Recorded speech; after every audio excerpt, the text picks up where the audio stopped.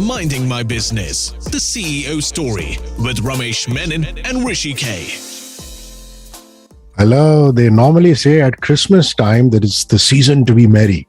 And I know we're long past Christmas, but I'm going to take the liberty to say that it's equally true of every season of this merry radio show and podcast. I'm Hrishi K. Welcome to Season 2 of Minding My Business, the CEO story. Let's say hello to the CEO of Fever Network and Radio 1, my co-host, the one and only Ramesh Menon. Hey, hi Ramesh, welcome back. Hi, Hrishi, and hello everybody. In the midst of this market crash and tackling Omicron and all of this stuff, it's nice to have new beginnings. And this season, I guess we'll see some more young Turks and some experienced head-on shows from India Inc. joining us on this show. And the two of us will continue picking their brains on how they mind their business. That's what we do, pick their brains. Now, indeed we will. And today, it's a young Turk who, along with his brand, is the market leader in the used and refurbished smartphone sector. They've grown in a quote-unquote fast and furious manner, to quote one of my favorite film franchises in Hollywood. And it's going to be an interesting session with him today. You're right. And the fast and furious description, Hrishi, is perfect. I mean, these guys had a business idea as recently as 2013 maybe, and look where they've taken it today. Please welcome our guest on the show today, founder and CEO of Cachify. Hi Mandeep, I hope you're all safe and healthy. Welcome to the show.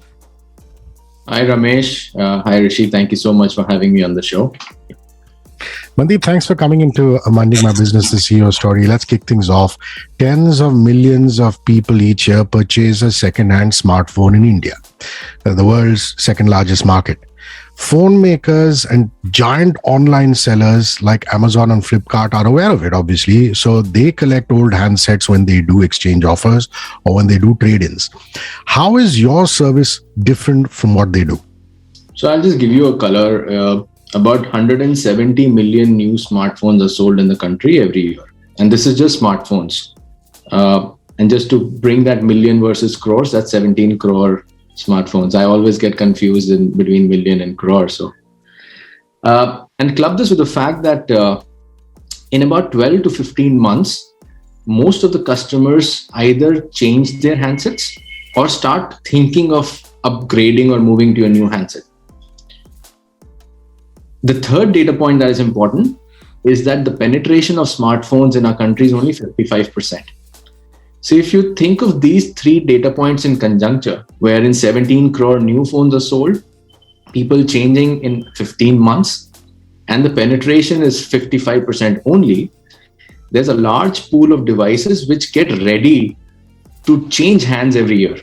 And at the same time, there's an equally large pool of people who want to buy a second-hand phone. Either they're moving from a feature phone to a smartphone, or they're moving up the value chain of a brand. And look, we are all aspirational people at the end of the day. We all want something better in our lives. So everybody thinks of buying, say an iPhone at some point, even though they are not, at that point in time able to afford it. So refurbished handset or refurbished smartphone actually a great entry point for people who want to increase their social capital. What else do we have in our country to increase our social capital? And if you have an iPhone and show it off to your peers, most of the things that you've arrived. So that's why people buy a smartphone. And I think we see a huge market opportunity here. And whatever we have done so far, Hrishi and Ramesh, is we've built a good brand on the sourcing side, where we've established ourselves as the go-to place for people to sell their old smartphones today. But at the same time, we're now focusing on building the demand side brand as well, where people think of Cachify as the most trusted place to buy a refurbished handset. Brilliant. And this is true of everybody. Everyone's looking for an upgrade. Everyone's looking for something new. And, if you can make it affordable for them, then think like it. Right. And when a startup founder is there on our show, the first questions that come to mind, everybody wants to know valuations, everybody wants to know funding, everyone wants to know. But those are the cool things that people want to know about. And you started 6 years ago, right? And you started with, say, I think Bloom Ventures invested first. Yeah. And tell us more about it. Your latest round was, say, a year back or sometime in 2021. Tell us more about your funding and the investments and the value and so on? Well, I think we raised our first round of investments in 2015, wherein Bloom Ventures and Bessemer Venture Partners came in and supported us. Over the last 6 years, we've raised multiple rounds. A large portion of our investors are foreign investors. We have some Chinese investors as well, because this business grew substantially in China, and we took a lot of inspiration from them. But as we've grown, a lot of Indian investors and the investors from US and Europe have joined the cap table. So we raised the last round, about 12 months ago. We raised $15 million. We're again in the market to raise about $50 to $60 million capital, and I think we'll be able to close and announce the round within the next 2 months. Super stuff. How are you planning to deploy your fresh capital? I mean, that's a logical question. I'm sure you get asked a lot of that. Are you looking to expand your presence in the offline market, kiosks in malls, stores, for example? Tell us about Cachify's plans. Sure. Before that, I'll just quickly give you a brief on what a customer can do so that when I answer your question, there's more perspective. Yeah. Cachify as a platform, you can sell your old electronics easily. When I say sell your old electronics, you download the app. The app will give you a price instantly for your old smartphone. And if you like the price, we come to your home and pick up that device. And we believe almost everyone today has some or the other device lying in their drawers or in their cupboards. And I'm sure between you two, I'm sure Hrishi, and Ramesh would have a couple of phones lying in your house. So we make this process fairly simple, wherein we come to your house, give you money instantly, and that's it. What happens, after that is we refurbish and we sell those devices. There are multiple ways or channels through which we collect devices. One, the largest channel for us is direct from consumers. So consumer come to our platform directly. But we also work with all OEMs. So if you walk into any brand store today, they use our platform to run trade-in and exchange programs. We're also one of the largest buyers behind e-commerce platforms. So when you sell an old phone to Flipkart and Amazon, the chances are that that phone comes to us. Now, where we want to deploy the capital that we are raising, Hrishi, is we want to strengthen our brand on the consumer side, because we believe that the largest portion of devices which are lying unused are lying in people's homes and drawers. They're not coming out. And the attach rate on exchange programs, when you go on Flipkart or Amazon or you walk into any store, if 100 people buy a new phone, only 10 or 12 people change that phone at that instance. About 90% of people take that old phone back, do the data transfer, get used to with their new phone, and then think of selling. And more often than not, that phone actually ends up in the drawer. So we believe by doing a lot of marketing effort and educating the customer, we can bring out those old assets which are lying unused. And ultimately that helps, multiple causes. One, you get money instantly, but at the same time, we're putting less pressure on the environment to, manufacture new products. Third, that phone can be useful for somebody who can't afford it, So more and more of our the money that we raise now is going to be spent on educating the customer, marketing and building a brand, both on the sourcing side and the demand side. What we've done in the last 5 years is build the whole backend capability, the backend supply chain, operational capability of collecting a phone from customer's doorstep, refurbishing it in such a quality that, we are able to give a 6 to 12 month warranty on it. We've done all that legwork. Now we just want to go out in the market and say, look, this is the place you can sell your phone, or this is the place you can buy your phone. So you're going to see a lot of marketing spend from us over the next, 3 to 4 quarters. Great. So obviously you have a great relationship with your OEMs or, suppliers and people you buy from and you sort of sell to. I'm curious to know, are you also working on expanding your expertise to more hardware categories such as cameras, for example?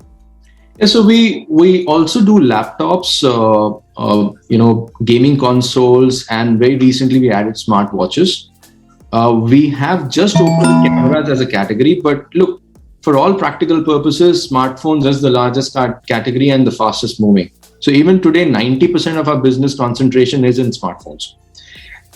As we grow, we believe that this concentration will come down, but it is hard to go below 80%. So 20% our focus will be on other categories, but smartphones will remain the major category that we operate in. If you're asking me whether we'll go and buy old TVs, refrigerators, washing machines, the answer is maybe no. We're only going to focus on mobility-led small devices which are easy to recycle. I want to get into specifics here. Tell me who you have partnerships with and how those relationships have evolved over these last 5 or 6 years. And I mean from the OEM side as well as with e-commerce companies and electronic product retailers. So you name any OEM in the country today, be it Apple, Samsung, Xiaomi, Oppo, Vivo.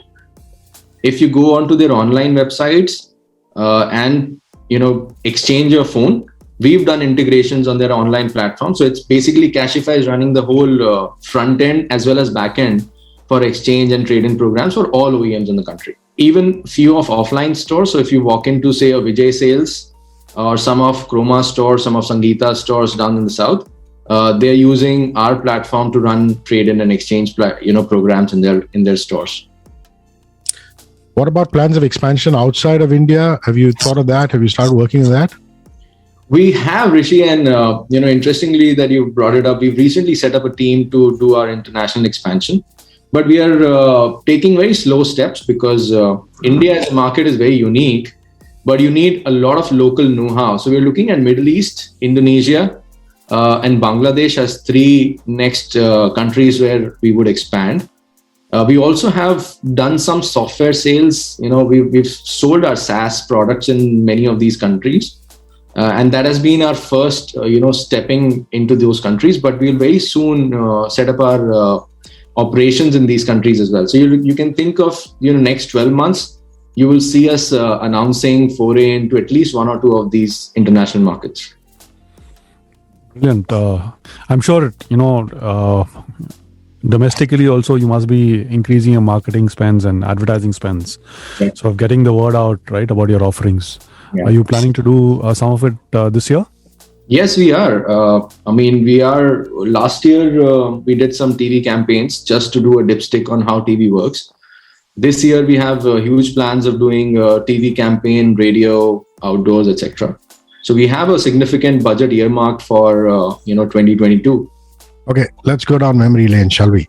Tell us about your co-founders, how you started the business in 2013. Ramesh mentioned it right at the top, the startup story. Also, I believe you guys started off under the name Reglobe. Yes. So why and how did you become Cachify from Reglobe? That should be interesting. Hrishi, you've surely done some of your research. So let me go back. We started in 2009, actually. Nakul and I, we met in our undergrad school. In the same hostel. So our friendship, spans almost 2 decades now. 2009, at the height of the, the financial bubble, or I would say what happened in 2008, 2009, we started this company focusing on waste management. And we did, a lot of work on electronic waste. We did some work in solid waste, rubber waste, plastic waste. We actually had set up a factory as well to convert scrap rubber and plastic into fuel oil. We got an opportunity to exit that business in 2013. And that's when, we came up with this idea that, if we can expand the life cycle of a product, will there be takers in India? And at that point, our third co-founder, Amit, joined us. So Amit actually leads the whole tech. So he's the brain behind building all the applications and the backend architecture for all the tech that we've built. Reglobe is something that, the name we started in 2009. But when we thought that, we are going to become a consumer-focused company, Reglobe as a name was, people were finding it difficult to remember and pronounce. A lot of time people would say, okay, is it Religare or Reglobal? Just that, the sound of G from the epiglottis is something that people could not actually, understand that easily. So we said, we need to change this name. And that's where we, in 2015, we came across, this thought that let's actually build a brand which can, at some point be used as a verb. And we are banking on the fact that, will people actually say, okay, I have Cachified my phone. or I've cachified my laptop, or I've cachified my so-and-so. And back in the days, cash was the king. It was before demonetization and digital adoption wasn't there. So cash was actually what we were doling out. When we would go to people's house and pick up a phone, we actually give them banknotes. So that's where, this name Cachify came into existence. And, we're thankful that we changed the name from Reglobe, because it was very difficult for us to make people understand what Reglobe is. That's interesting. So let's use that as a verb from now on. What is the average, what do you call it, cachification cycle of phones right now? So how fast do they cachify? Are you seeing it change? Are you seeing that upgrade cycle change? Or are you hoping that it will change and people start cachifying faster? No, when we started back in, actually when the real meat of the business started to happen in 2015, we saw the upgrade cycle was 24 months plus. And if you guys go back your memory lane to below 2010, when we all had Nokia phones, we used to use our phones for at least 3 years, till the time they were actually become completely dead. So that from 24 months plus today has come down to 12 to 15 months. And we've also seen customers who keep changing their phone every 6 to 9 months. And I think as we grow, more and more consumerism happens, especially in the country like India, where people don't have hobbies. Their hobbies are either buy a good luxury car or change their phones. So it's going to come down a little bit more. And we believe over the next couple of years, we're going to see a trend where people will change their phones every 9 months. Okay, since we're talking devices, let's stay on devices. What kind of smartphones normally come to Cachify, Mandeep? Are we talking more low-end than high-end? And how much would those phones retail for when new? Well, I think you can think of the split is as the split of a new phone market penetration would be. For example, the largest contributor for us is a Xiaomi brand. Like, given that Xiaomi has the market leadership position in selling new phones, the same way, when we collect old phones, the maximum penetration is Xiaomi, followed by Samsung and then Apple. In terms of price point, we buy devices as low as $1,000 to as high as 50,000-60,000 rupees. So there's a very, wide variety of devices and the price buckets that we collect the phones on. So it'll be difficult for me to give you a sense on whether it's low end or high end, but it's all kind of devices. On an average, I think the buyback price for us ranges in about 8,000 to 10,000 rupee price bucket.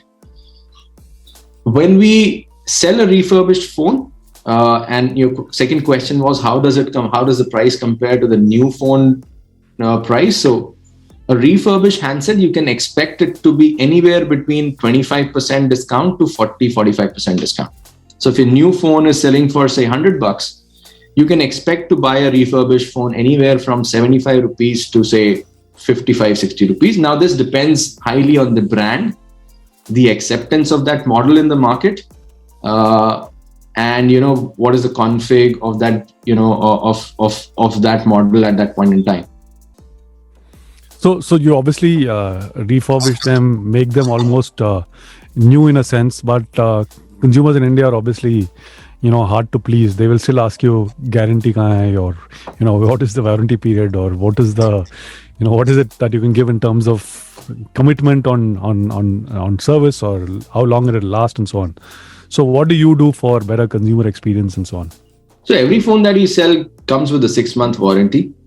It is packed in a way that any new phone is packed. So as a consumer, when you open the box, you get a feel that you're buying a legitimate new device. Comes with a new charger, a warranty card, etc.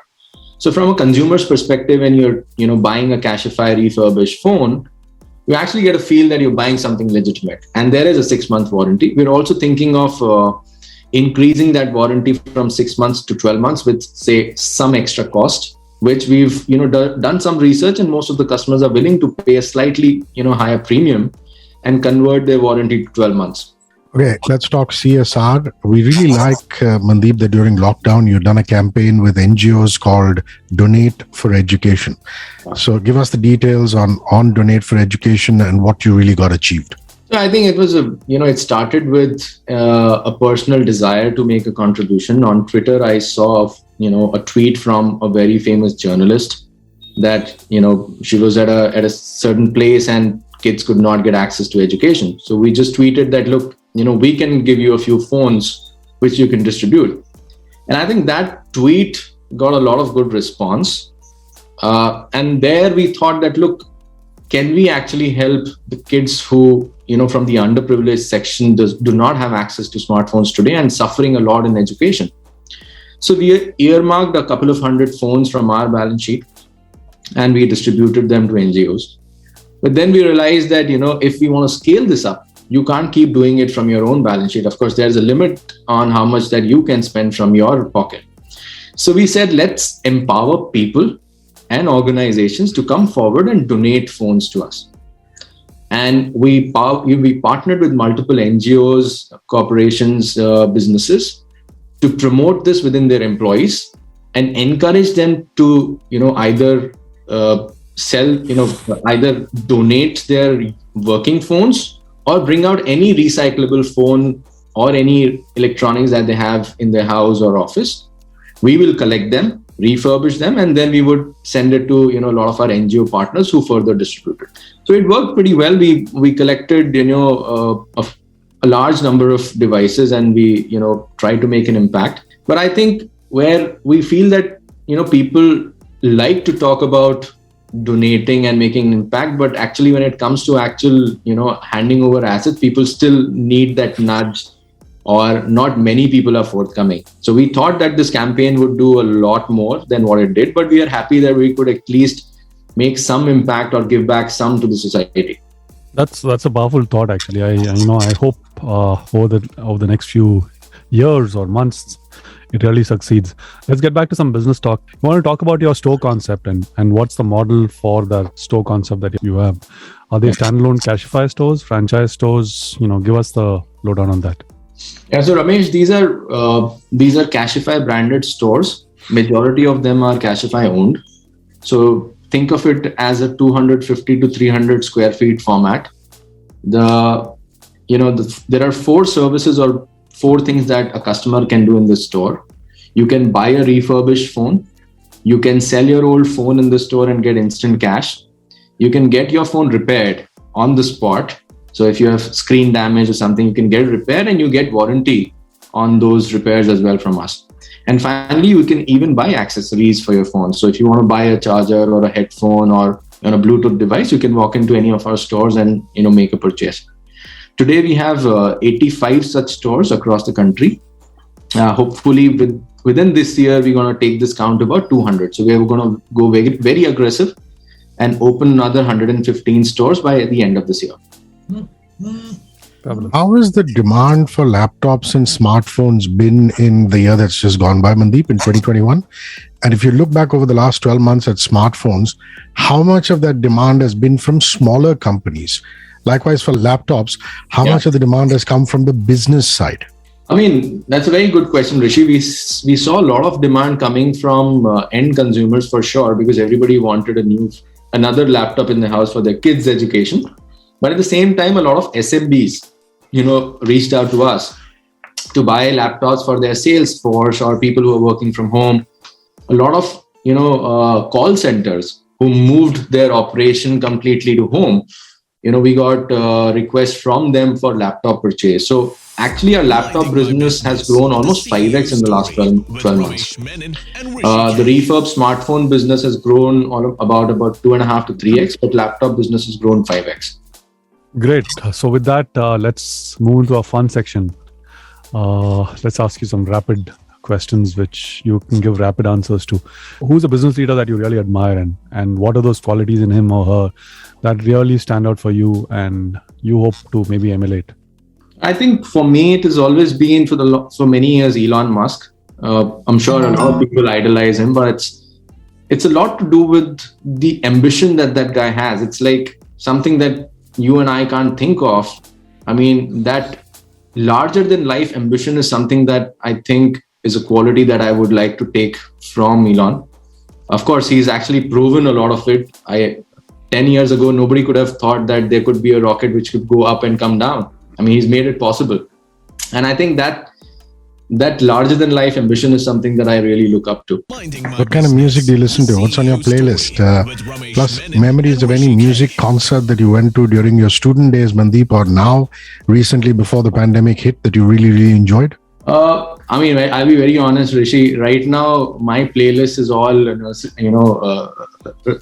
kids' rhymes, because I just have a 7-month-old in my house, and that's all I can hum at any point. It's quite embarrassing, though. But the music I really like to listen to, A.R. Rahman is an all-time favorite. Though I haven't, heard any of his concerts. But that's one. The second I really love is music from Nusrat Fateh Ali Khan, and that's something that, if I could ever attend any concert, and if I could get Nusrat Saab back, that would be one thing that I would love to do. Any concert that I may have attended in the past, there have been many. There are a lot of Punjabi concerts that I've attended in my undergrad schools, from Gurdas Mann to Malkeet Singh. So, they're special because you are growing up, and completely fun territory to be in when you are listening to a Punjabi music live. Apart from that, I've also, heard some rock concerts. Guns N' Roses is something that I can recall. They came to Gurgaon, I think 7-8 years ago. Wow. And that's where I went with my then girlfriend, who's my wife. So that's very special to me. So you can listen to some Punjabi music on radio now. We've just launched our first Punjabi radio channel. That's so right. In case you're driving, switch on to that. We'll do that. So a book that you that has made an impact or left an impact on you. Also, there are two books that I can recall right away. One is Shoe Dog by Phil Knight, which I read, I think, a year and a half back. And I think, when you read the memoir of Phil Knight, one thing that I took home was perseverance and hard work pays in the end. And that guy actually went through multiple cycles of being almost bankrupt, but he kept at it and built the largest enterprise in sports fashion. I think that's something that's really commendable. So that book actually remains with me in my heart, in my head most of the times. The second book that I can recall instantly is there's this book by Dale Carnegie, How to Win Friends and Influence People.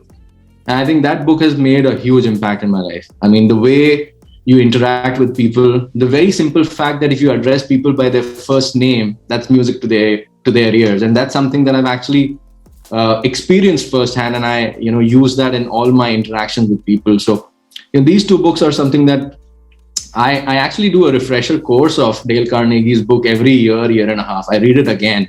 There's so much to learn from it. Super stuff.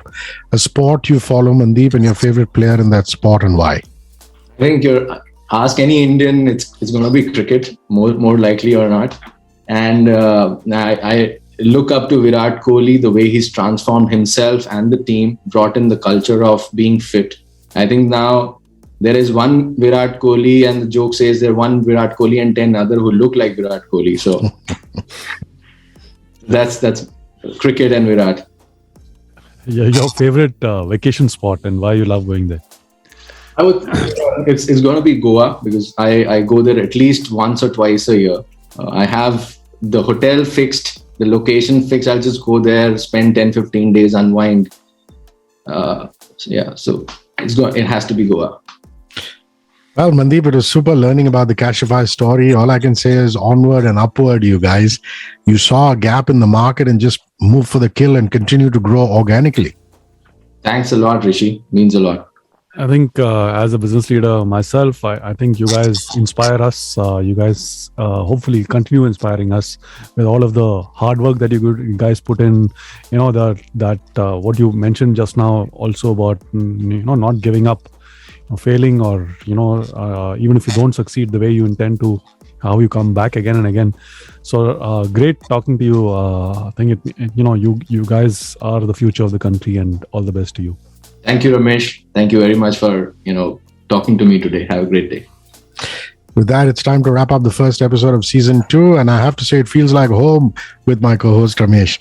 Thanks for tuning in, guys, and make sure you keep listening to some great radio and podcasts. Build that habit. And come back next week for another episode. We're just warming up now in the second season. There's lots of brain food that we promise to keep bringing to you every week.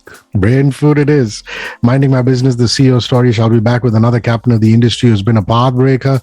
Remember, you can catch us on 94.3 Radio 1 on FM radio and on HD Smartcast in podcast form over all major streaming platforms. This is a Radio 1 production. So till next time, it's bye from me, Hrishi K. And me, Ramesh Menon. See you soon.